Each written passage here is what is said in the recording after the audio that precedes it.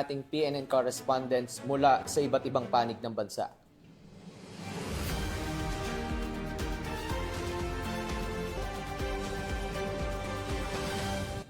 Simulan natin ang balita mula sa bahagi ng Luzon.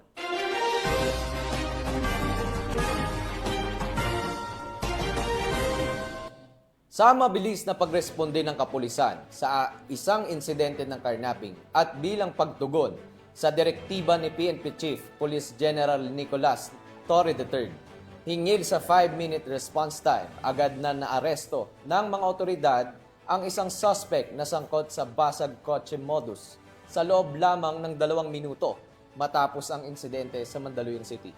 Ang tagumpay na ito ay patunay ng determinasyon ng pambansang pulisya sa napalakasin ang police visibility at epektibong crime response sa pamamagitan ng pinaigting na presensya sa mga lansangan.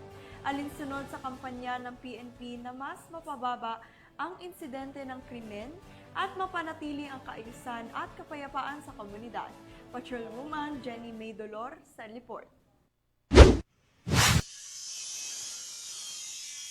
Walang takas ang sospek sa pagnanakaw sa isang kotseng nakaparada lamang sa parkingan sa kahabaan ng Boni Avenue, Barangay Plainview, Mandaluyong City.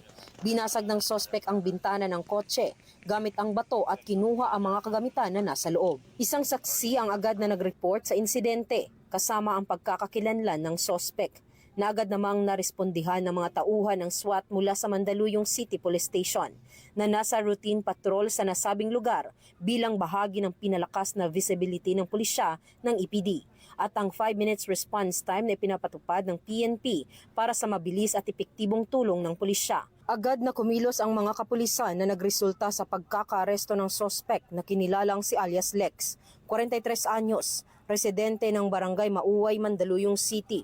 Nabawi naman ang mga ninakaw na kagamitan. Agad pinagbigay alam ng kapulisan sa may-ari ng kotse ang pangyayari. And very na-appreciate ko po sobra yung pabilis na pag-action yung mga police.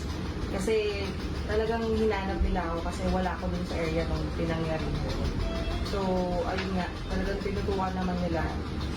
Matapos basahan ng kanyang karapatan, ang sospek ay kasalukuyang nasa kustodiya ng Mandaluyong Custodial Facility at nahaharap sa kasong theft. Ang maagap na pag-report at malasakit ng mamamayan ay isang malaking tulong sa tagumpay ng operasyong ito. Ang patuloy na pagsuporta ng mamamayan at pakikiisa sa magagandang programa ng PNP ay magbibigay ng mas ligtas at payapang komunidad para sa lahat. Mula dito sa Eastern Police District, ako po ang inyong PNN correspondent, Patrolwoman Jenny May Dolor, alagad ng batas, tagataguyod ng Balitang Pulis.